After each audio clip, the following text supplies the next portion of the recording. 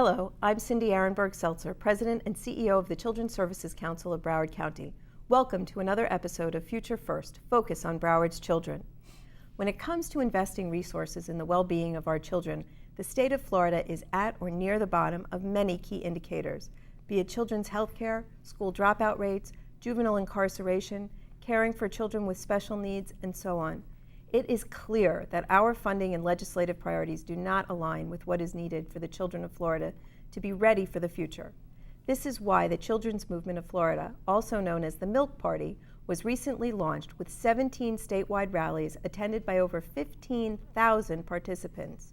The goal of this nonpartisan movement is to encourage the people and leaders of Florida to make the well-being and education of our children the state's highest priority, especially when it comes to the investment of public resources in programs that make a real difference in the lives and futures of children.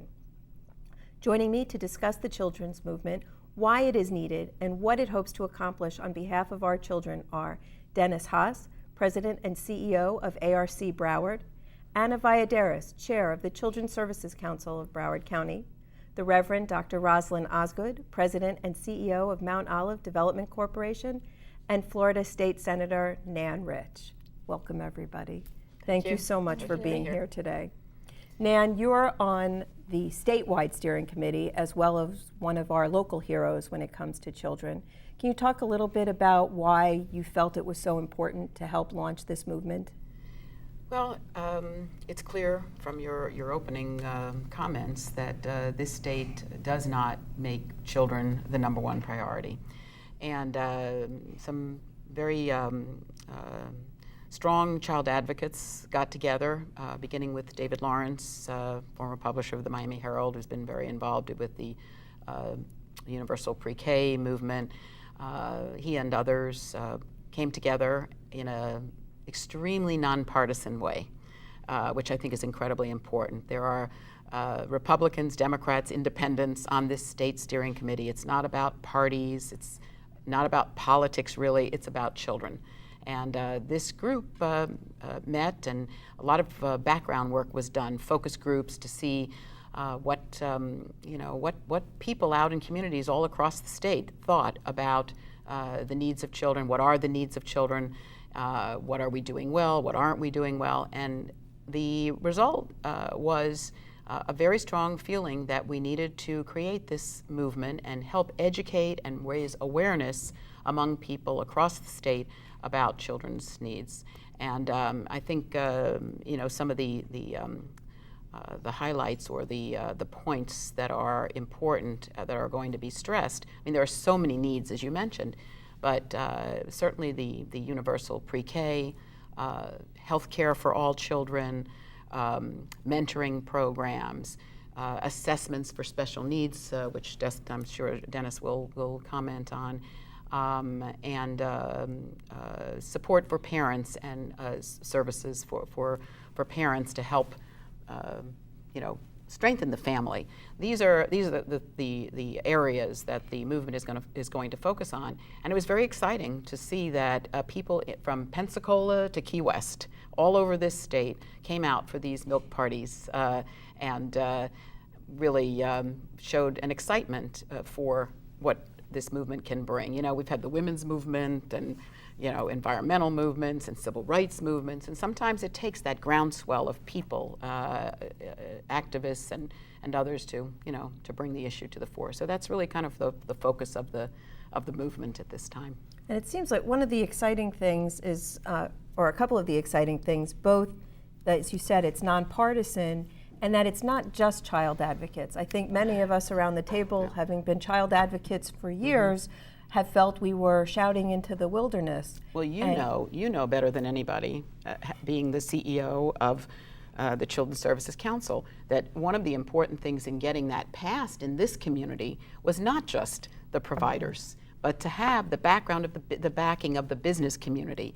The leaders in this state who are turning around and saying, well, where are well-educated, young people who are ready to go into the workforce. And it all starts back at early childhood, or even before, but certainly there. And so I'm finding it's interesting that we have a lot of strong business support in this effort, and I think they can be probably even more effective than some of the providers who are the just kind of the usual crowd, the people that are out there dealing with the issues every day with the children that attend their programs or the schools. But the business leaders, I think, are the ones who really can help put this thing over and get it on the map.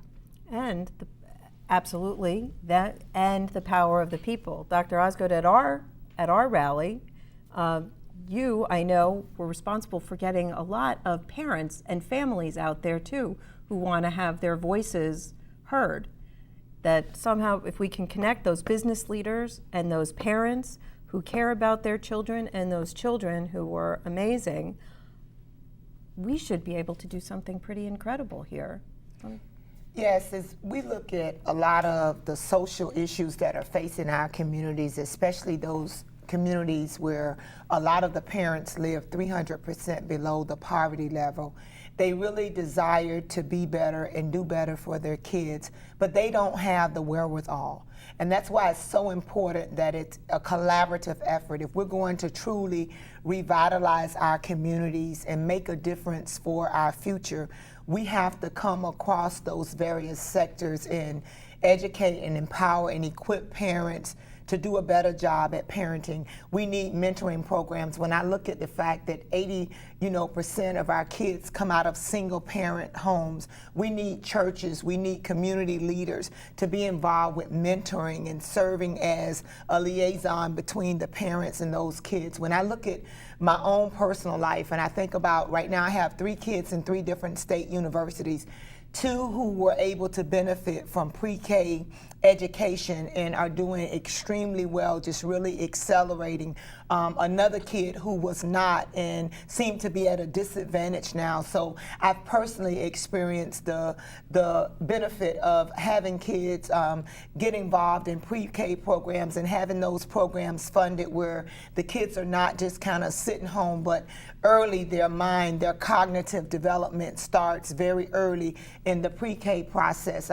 Being able to take advantage of mentoring programs. A lot of our parents are suffering with addiction, HIV and AIDS, and so many other things. And I think the movement said to those parents that we're here, we care, we have not given up on you or the plight of your kids in spite of what statistics are saying. There's a remnant of us that believe that our communities can be better.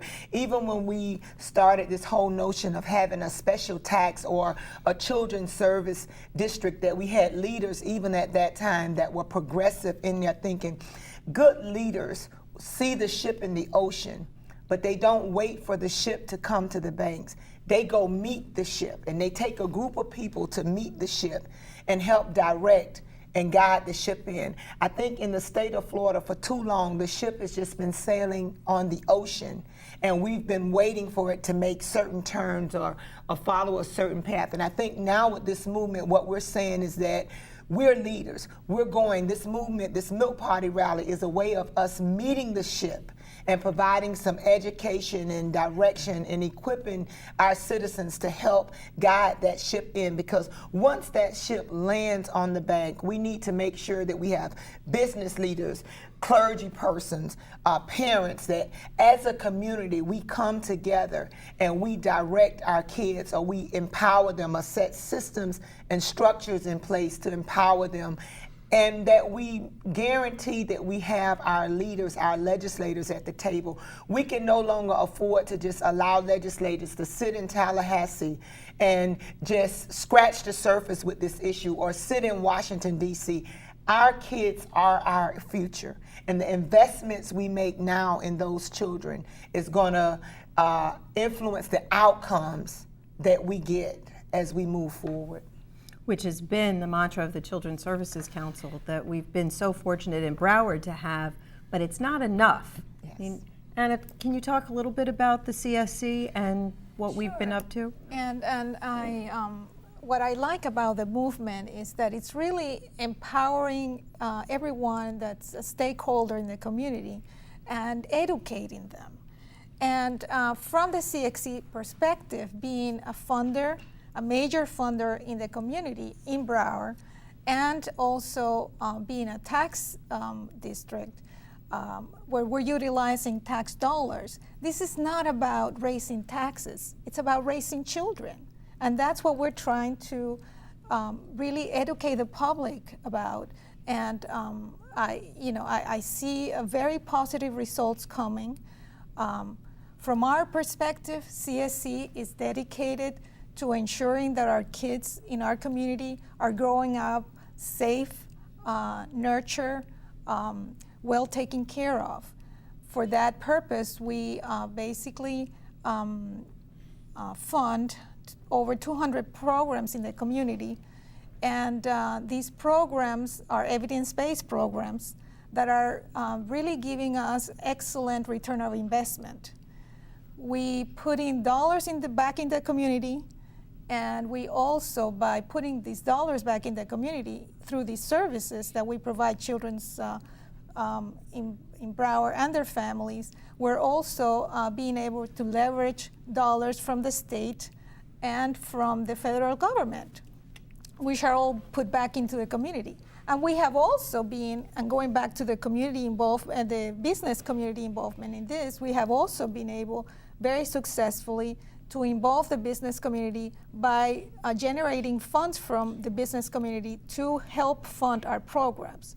So we do have in Broward that kind of mentality, if you want to call it that, or environment, but we also need more dollars, because whatever we're giving out is not enough. You know, just alone in Broward County, our child care slots are not enough. You know, we have a waiting list. We fund some of those slots, but for very needy families. But every year that list grows and grows and grows. And I cannot even imagine what the numbers are. I haven't checked the numbers lately, but with the current economy, what those numbers are as far as waiting slots for families who need care for their children. So the needs, you know, far out smart whatever we have available. The local dollars just Right, can't fill the hole alone, and the state has to. I mean, I think we are very lucky that the voters of Broward County had the foresight to understand, to provide that leadership, to know that we needed to do something locally. But the local dollars are not enough. But we are creating an infrastructure that if we can get Tallahassee to put the priorities in the right place, we could really do some great things down here. Speaking of infrastructure, in the area of special needs, which so often gets overlooked, and it's so exciting that the movement is paying attention to that early screening and assessment where early intervention can help. Dennis, that's your bailiwick. Can you talk a little bit? Special needs does get overlooked. Why? I'm not sure, because we are a loud group of people throughout the state. And a large group, too. Pardon? A large group, too. A large, very, very large group. Special needs is a broad label. ARC Broward and we primarily focus on children with developmental disabilities. So that's autism, Down syndrome, intellectual disabilities, and developmental delays, because early on, for all the same reasons that it's critical for typical children to get as much in terms of education and support up until age 5, because we know that, 90% of brain development occurs during that phase.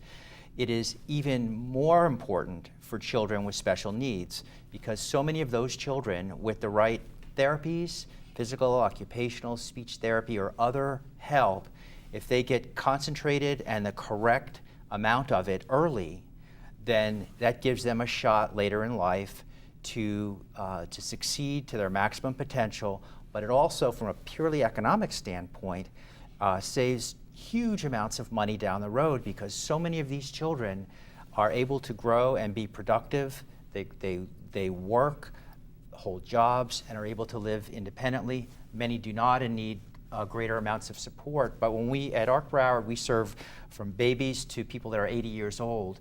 And when I go to work at our campus during the day, if I walk into our children's services and see the 2 to 5 year olds that I'm describing, and I look at their families who are educated about the importance of getting early services and being as included as much as possible and not separated out like 40, 50 years ago. And then I look at the adult side of the organization, where we have people that grew up in a different era.